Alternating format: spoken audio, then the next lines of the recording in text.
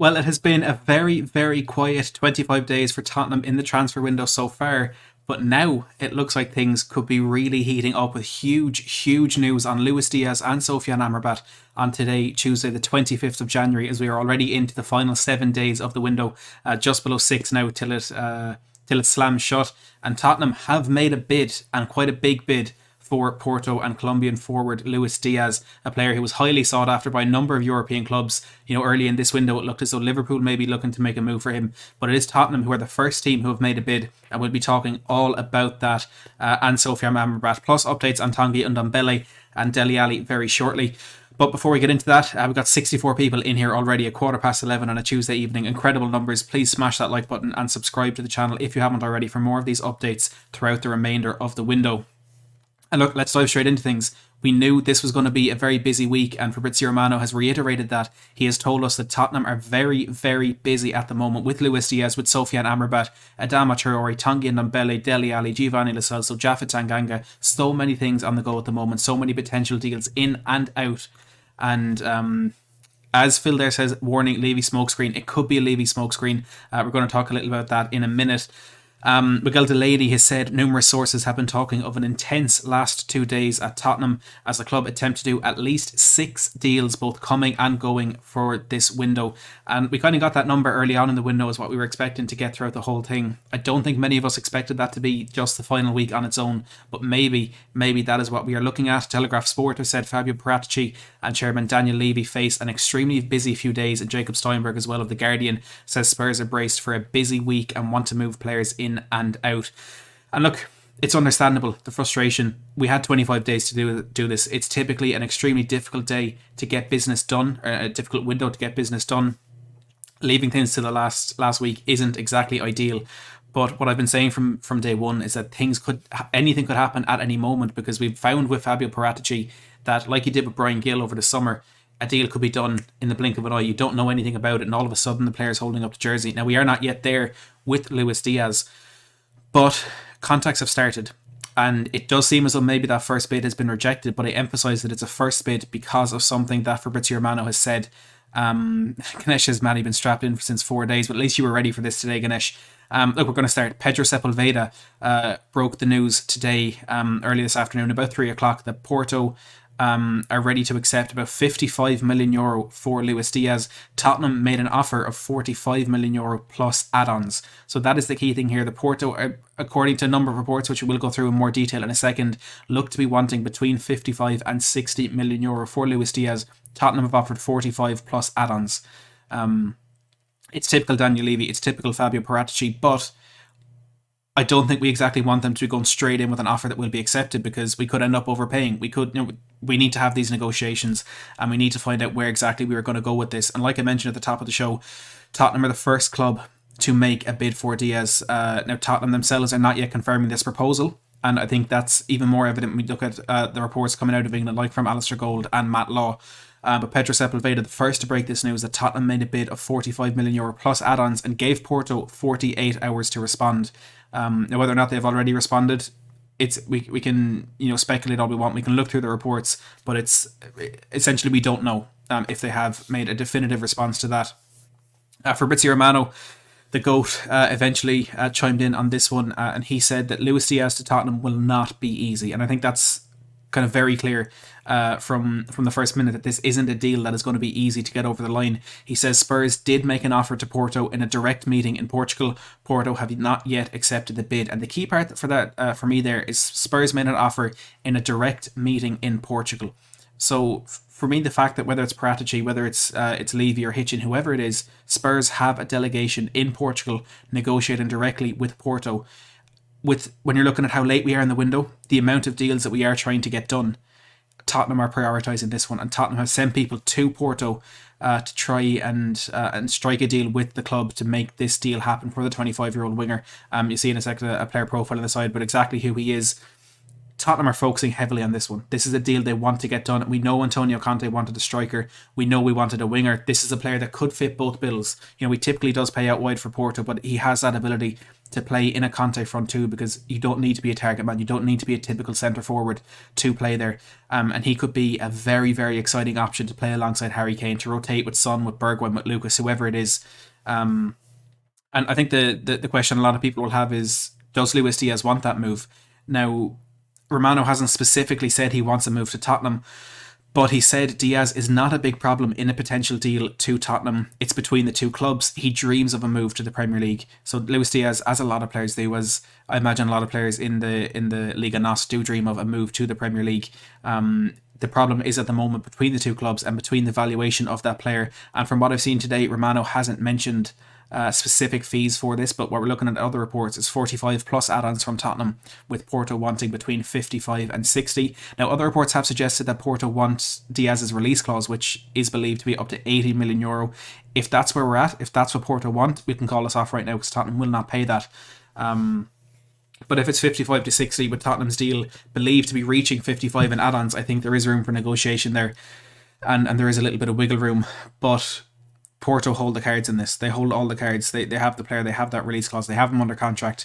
The ball is in Tottenham's court here, and we need to match their valuation. Just know very quickly, this move for Diaz may actually explain what's happened with Steven Bergwijn in the last week, because after that amazing comeback against Leicester, the reports we were hearing was that Bergwijn was no longer going to be sold by Tottenham, and that we wanted to keep him. Then over the last couple of days, there's Ajax, according to Mike Verwij of the Telegraph in the Netherlands, said Ajax have kind of got whispers that Tottenham are still willing to sell. Well, it makes sense that we want to sell there if we are bringing in Luis Diaz in his place, and trying to get that 25 million for Bergwijn will fund almost half of this deal.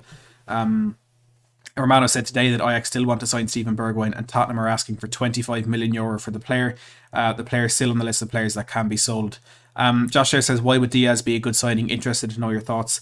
Diaz is a player that I've seen so many fans of so many different clubs talk about and want to bring into their team. Statistically, you can look at players in the Liga NOS and say, Carlos Vinicius, for example, did very well with Benfica and came to the Premier League and couldn't quite do it. On the flip side, then you always have like Bruno Fernandes as an example, Cristiano Ronaldo, who came in from Sporting Lisbon, and of course Diaz isn't on that level. I would never claim that he's on that level of Bruno Fernandes, certainly not of Cristiano Ronaldo. But looking at a few of his stats here, he's overperformed his expected goals this season by 0.14, which is in the 93rd percentile of players in the top 5 leagues and European competition over the last 365 days. So he's right up there at the top, overperforming his non-penalty XG as well. He's clinical in that he scores 0.17 goals per shot and 0.5 goals per shot on target. I know those stats themselves don't really mean much, but that's goals per shot. He's in the 83rd percentile, and goals per shot on target, he's up in the 92nd percentile. And we were speaking about Julian Alvarez on the channel a couple of months ago with the Euro expert, who actually will be on tomorrow. So we're going to get incredible insight in this player tomorrow, 7 p.m. Be here. He was talking about some analyst, so I forget the name of, but he was saying how he really judged these players. You can look at goals and assists, but when they're in a weaker league, it's kind of difficult to gauge exactly how that could be transferred into the Premier League. But he was saying when a player averages less than 4 shots per game, and they still have those good stats, that's how you know he's good. And Julian Alvarez, I think, was around 2.8. Now he is, of course, on his way to Manchester City. Luis Diaz averages 1.52 shots per game, 0.51 on target, and he still scores goals. I think he's on 13 already this season for Porto. And with players like this, yes, of course, looking at goals matters, but looking about how clinical he is really matters. And he's right up there, right up in the 90th percentile in a number of different stats. He's also averaging 0.2 expected assists per game, which is 67 percentile, not as good. Now, he comes with his flaws, and the majority of that is in his link-up play, is in his passing, when he's ranking really, really low across the top 5 leagues and European competition in the last year. So there is improvement to be made there. But in terms of putting the ball in the back of the net, he's really, really good. He's really, really good, and that's exactly what we need right now. We need that clinical player to mix around up there. He's also really good in possession. These really impressive stats. He's in the 92nd percentile for dribbles completed, 93rd for dribbles attempted, 94th for players dribble past, and the fans of Dele Alli will like this one. He's in the 93rd percentile for nutmegs. with 0.38 per game. All these stats courtesy of fbref.com. We got a super chat there from Paul Markey. Thank you so much for that, Paul. Says Alvarez to City, Kessie to Barcelona. Paratici is a spoofer. We get second raters, i.e. Traore, Amrabat. Mediocrity is our destiny. Well, Paul, thank you for the super chat. On Alvarez, I will say the interest there was never really concrete. With Kessie, that was out of our hands. I understand the frustration there, and I know it does look as though we had a deal agreed there. But I understand the frustration. I absolutely do. Traore was our first choice, so I wouldn't say we're settling for a second rater there. But Amrabat is a very, very interesting one that I'm not particularly happy with, but we will discuss that a little bit later. But Paul, as always, you're a hero. Thank you so much for the super chat. Just to dive through... I think Will Stewart is coming in with the confidence. I think Diaz is going to be a world breaker. Look, when Will is coming in saying a signing's good, that's when you know it is. But maybe he was right about Brian Gill. I may give you credit for that one, Will. But look, let's dive through a few more reports because there's still a number of reliable sources out there talking about Diaz. Alistair Gold, like I mentioned, not much confirmation on the Tottenham side that his bid has been made here. Alistair Gold has said Luis Diaz has plenty of admirers at Tottenham. Paratici has opened talks with Porto and the players' representatives about the possibility of bringing him to North London this month and pairing him up in a mouth-watering front three of Kane and Son. Getting excited. He also said a bit earlier that Tottenham have inquired about the availability of Porto star winger Luis Diaz for a transfer this month. So then extending to say that talks had begun. Paul Gilmore of Sky Sports, of course, the Tottenham correspondent, say Porto again are holding out for €60 million. Tottenham are willing to pay 45 plus 10 in add-on, so that's where the £55 million bid is coming from. But it is €45 million euros up front. It's about £37.6 million.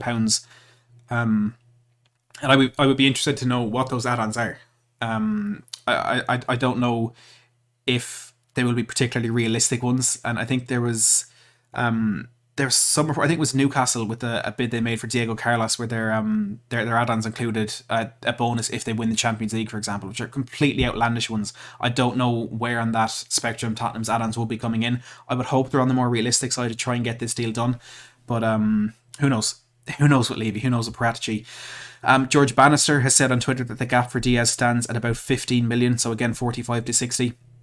Spurs are working on a deal including bonuses and add-ons, and there's so many reports here. We'll run through them really quickly. Matt Law says Porto are believed to value Diaz at more than 40 million pounds. That is, Paratici is driving the interest for the player, and talks have begun. I love that, Will. Matt Law or Gianluigi Langari say that Porto have asked for Diaz's €80 million release clause to sell him. Tottenham need to increase their offer. Gonçalo Lopez, and this is a concerning report, says that Porto have already rejected Tottenham's proposal for Luis Diaz. Tottenham's offer is far away from the €80 million release clause. Let's see just how true that is.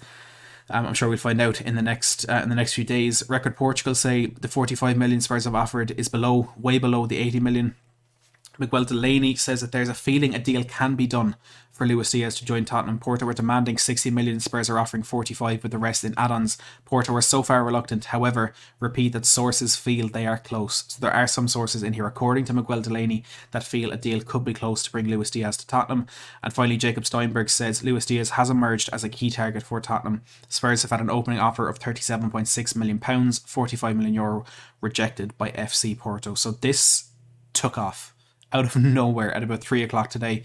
Everyone getting involved, everyone having their say. And it's fair to say, like with a lot of these deals, that the Tottenham fan base is split as to whether or not this is a genuine attempt to sign a player, if it's a PR spin from Spurs looking at the reaction to the Sofyan Amrabat deal and how the frustration among the fans, and then saying, well, look, we'll pretend we sign this player, they'll be happy, we'll end up Amrabat, the frustration will be eased then. I think this feels very similar to when we tried to sign Lautaro Martinez over the summer. And we offered, I think it was £60 million for Lautaro Martinez, which, according to Gary Jacob, was very close to being agreed with Inter Milan. And as far as the information I have is on that, we had agreed a deal in principle with Inter Milan to sign Lautaro Martinez until they then agreed to sell Romelu Lukaku to Chelsea. They couldn't afford to lose them both, so they held on to Martinez. That, from Spurs, feels very pure. As in, we didn't actually want to get that deal done. We didn't believe that deal was going to get done, but it looked as though we were trying really hard to get that done. And at the moment, at that time, it kind of felt like that. And then progressing into the next couple of months, that £60 million disappeared. That's £60 million that we were apparently going to reinvest into the squad, or that we should have reinvested into the squad if it was available there for transfers. Now, I changed my mind on that if this Luis Diaz deal went through, and I'd say, well, that's where that money has gone. We've now invested it in a striker that we got because we couldn't get Martinez.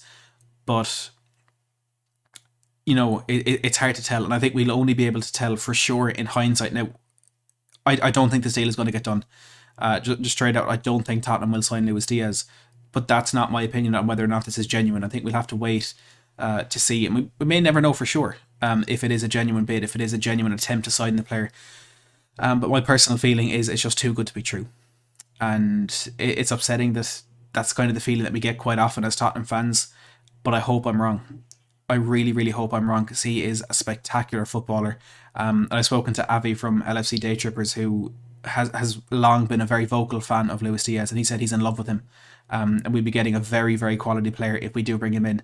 And I think if it's one that Tottenham get done, the push for top four is really on. And I know we're in some part neglecting other parts of the position or other parts of the team that need to be improved. Like I think we need to improve that first team before we start adding depth, and I think that includes bringing in a centre back or bringing in a centre midfielder before we address the striker positions. But with potentially up to 6 deals getting done before the window closes, both in and out, maybe those will be addressed as well. Who knows? But it's an odd one for me. It seems very, very positive with the reports that we're hearing, bar that one from Gonçalo Lopez, but I'm not entirely confident that this deal will get done. Unfortunately, again, I hope I'm wrong, and I have no info on this personally, but I'd be very surprised if Luis Diaz is a Tottenham player come 11 p.m. next Monday.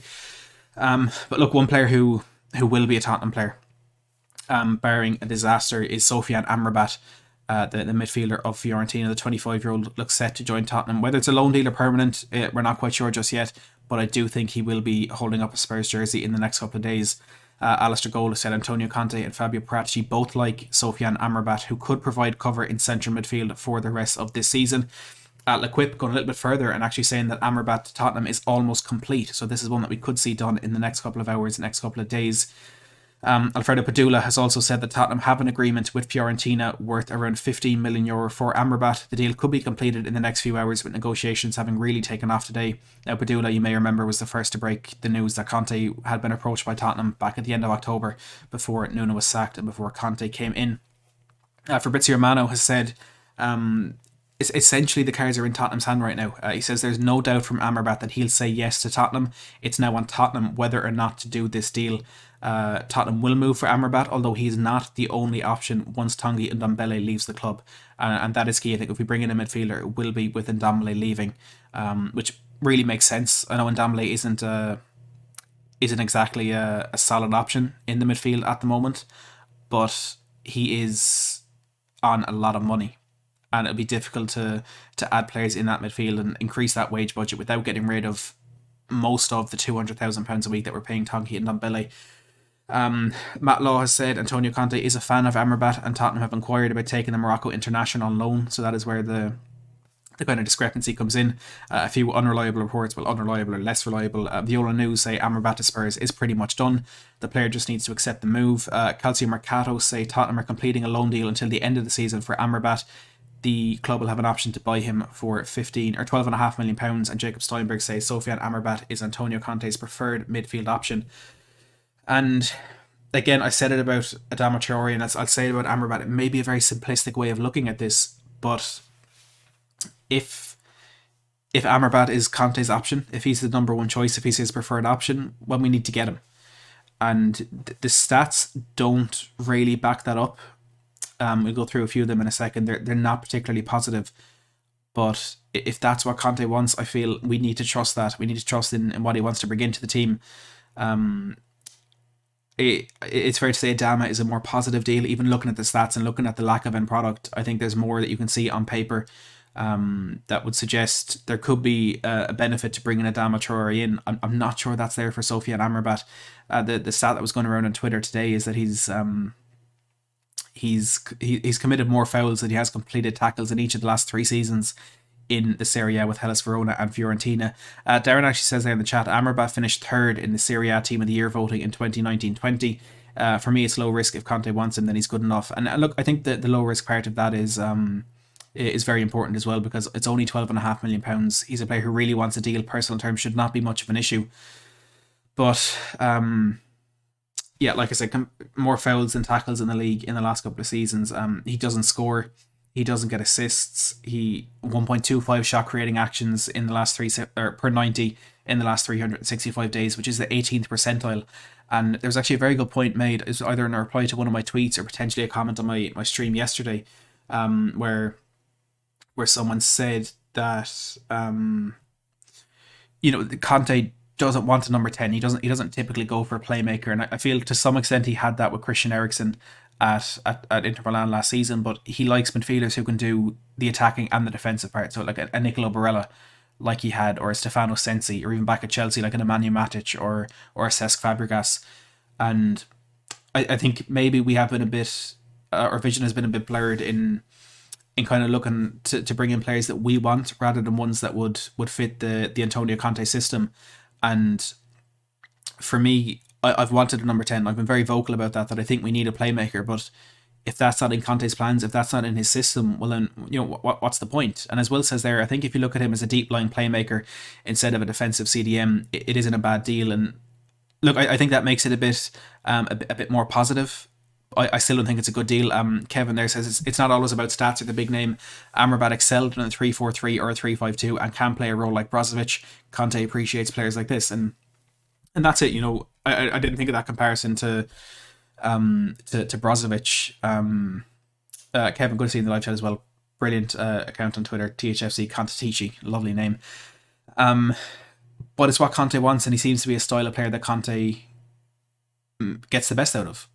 And we need that progression in the middle of the park. Will they're saying 3.7 long balls per match with 81% completion rate. In terms of ball progression, he's better than what we have. He's better than Højbjerg. He's better than Skip. I'm not sure if he's better statistically than what Harry Winks has been this season, but he offers more than Harry Winks in kind of his all-round game. His good stats, he's in the 98th percentile for blocks, 93rd for dribbles completed, 79 for pass completion. He's ranking right in the middle for progressive passes and progressive carries in the 50th percentile. So there is positives to take from it. It's not just the negatives, which are very easy to focus on. There are positives in bringing him in, and on FBref they put similar players to Sofyan Amrabat. There's a list of 10 for every single player, and third on that list is Oliver Skip. And I'll go into it now. And I'll compare Amrabat's stats to Oliver Skip and see, mainly in ball progression, because that's what I think is extremely important for Spurs, because we don't have that knack in midfield. We don't have those players who can change defence into attack, who, other than Harry Winks, can be that metronome to keep things ticking over, which Harry Winks is very good at it. For me, it's his strongest attribute, but I don't think he's at that level where he can get back into the Champions League with him playing in that role. Now look, is Amrabat that player? I also don't think he is. But Oliver Skip's slightly better pass completion rate than Amrabat, except for when it comes to long passes, where Amrabat is 5% higher there.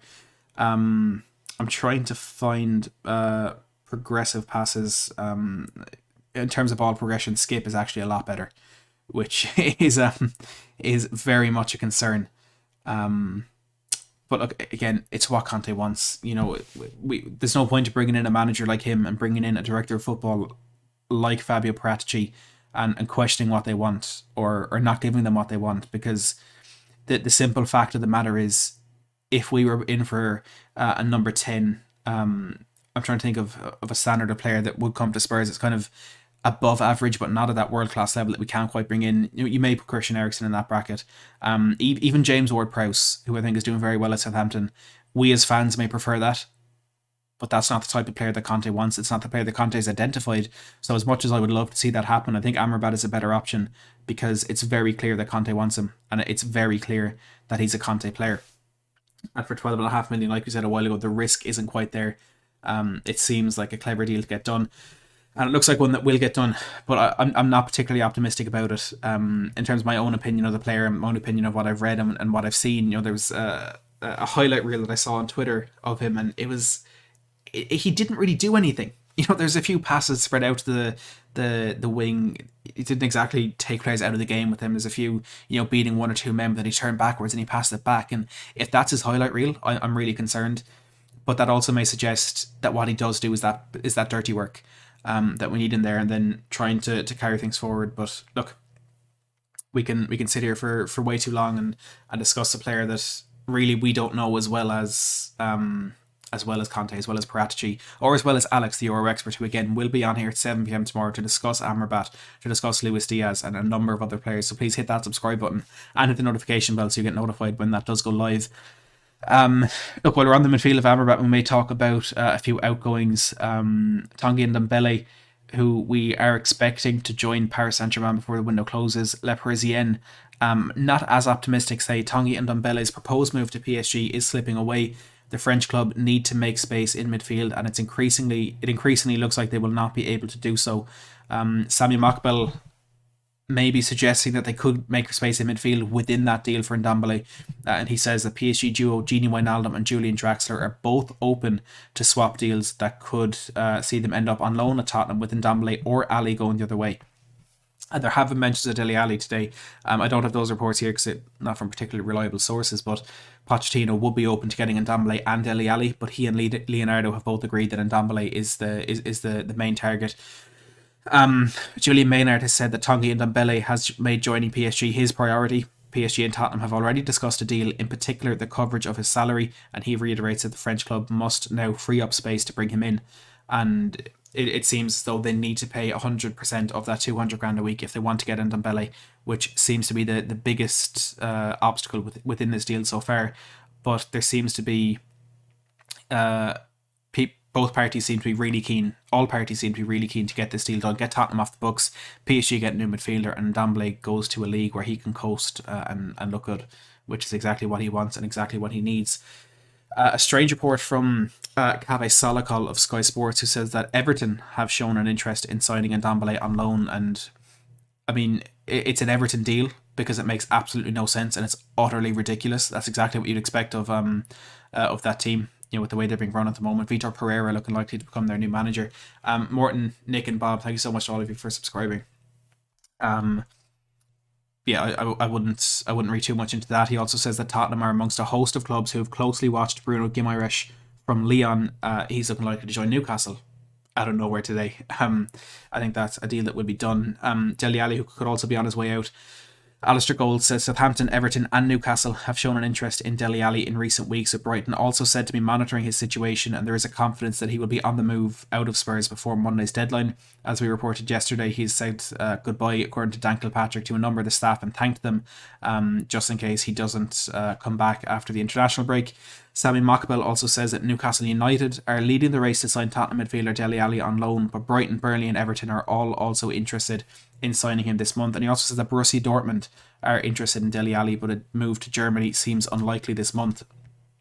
And I think a move abroad would do well for Dele Alli, because he's obviously had a lot of time in the Premier League. He's had some bad times. He's obviously had some very good times as well.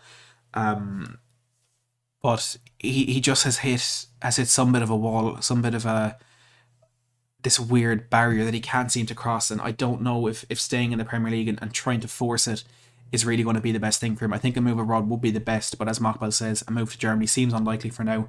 Finally, Matt Law has also said that Southampton are interested in taking Dele Alli on loan until the end of the season. Whether or not they are prepared to cover his full wages, which are in excess of £100,000 a week, remains to be seen. So a lot of money there for a player who certainly is not repaying that on the pitch. But look, it's a huge week for Tottenham. It is a massive week for Tottenham, and it's gotten off to a very, very busy start. And it seemed to be off to a very negative start when we hear that Juventus have agreed a deal for Dusan Vlahovic. Barcelona have apparently struck a pre-contract agreement with Frank Kessie. Matej Moretto there, as we had in the chat a second ago, says at the moment nothing is advanced between FC Barcelona and Frank Kessie. It was Darren there threw that in. Thank you for that, Darren. I've seen that on Twitter as well. So Kessie seems to be a player that we will be looking to get in the summer. Whether or not that's possible will remain to be seen. But it's a huge week for Spurs, and it's a week where we need to get deals done. And it's quite strange that in the midst of all this, we haven't really heard much on Adama Traore today. And it's a deal that I still expect to get over the line. I think we're in those finer details. Romano said today there are still some details to be agreed between Tottenham and between Wolves to make that deal happen. I'm confident it will get done. Again, it is it's Conte's number one choice. It's his number one target for right wing back. James says busy at question mark, not one signing. It's not that easy to get signings, especially in January. And just because we haven't had an announcement, just because we haven't seen someone holding the shirt, does not mean we've not been busy. Look at what we've seen in the last couple of days in terms of reliable, and I mean properly reliable, almost can take it as fact reports on Ndombele, Ali Lo Celso, Matt Doherty, Japhet Tanganga, and Joe Rodon, all in terms of outgoings, and then Adama Traore, Luis Diaz, Sofyan Amrabat, plus potentially another in terms of incomings. Busy doesn't mean everything's done. Doesn't mean everything is completed. It means there is a lot of work going on behind the scenes, and there genuinely is for Tottenham right now to try and make this a beneficial window and make us stronger going into the last 4 or 5 months of this season to make that push for top four. David, thank you for subscribing. And Ryan there says, at least you boys haven't been pied twice in one afternoon. It's not been a good day for Newcastle. I'll give you that, Ryan. But it's not been a good couple of years for Spurs in the window, and I think the fans are expecting everything to go wrong, and that negativity is shining through. And it's, Tottenham haven't given us any reason to not have that, other than maybe the Christian Romero deal over the summer. But within that, you have over the last 4 or 5 years a deal for Bruno Fernandes falling through, and Paulo Dybala, and Lautaro Martinez, and this player and that player and the other player, and so many deals falling through. Deals that feel very much like this Luis Diaz deal right now. James Page, again, thank you very much for subscribing. But look, it's going to be interesting. It's going to be fun. It's going to be a wild journey the next 6 days, trying to make our way through these countless and endless reports in Tottenham's transfer window. But the number one place for you to do that, the number one place to get your updates on Tottenham Hotspur transfer news, is right here at Matt Hayes Tottenham Blog. So please do, if you haven't already, hit that subscribe button down below. We've got over 15 new subscribers throughout the stream, which is brilliant to see. I'm hoping, it's not entirely confirmed just yet, but I'm hoping and expecting to have a huge stream at 1:30 tomorrow. So keep an eye. Go follow me on Twitter at MattHayesTHFC to get details on that if and when it is confirmed. Tomorrow night at 7 p.m. we will have the Euro expert on to do a full analysis of Luis Diaz, of Sofyan Amrabat, and also going to look at Mohamed Ali Cho, the striker from Angers that we have been linked with as well. Now, I'm kind of thinking he's a backup for Luis Diaz at the moment, but we will have top class analysis from European football expert Alex tomorrow night at 7 p.m. So hit that subscribe button and click the notification bell as well to get notified when that does happen. We will probably have a stream Thursday night as well, let's be perfectly honest. I'm working Friday, so we won't have that. Hopefully have some stuff over the weekend as well, and of course deadline day next Monday. You can expect to see my face on this channel right here. Please do hit that like button as well if you haven't already. Let's have a look at the numbers. We're at 140 likes with 519 people watching, so let's get that number up. Let's get that to 200. Please do smash that like button. It is completely free and it really helps every streamer out. Lets YouTube know that you're enjoying this stuff, and it will push it out to more and more people, and we can get more and more in this wonderful community to talk all about Spurs. But that's it from me. I've been waffling now for over half an hour at 11:30 on a Tuesday evening. Thank you so much to everybody who has tuned in. I really do appreciate it. Your support is everything, and it's the reason that I can do these streams as often as I do. Please like, subscribe. Let's hope Luis Diaz is a Spurs player by the end of the window. But for now, and as always, thank you so much for watching.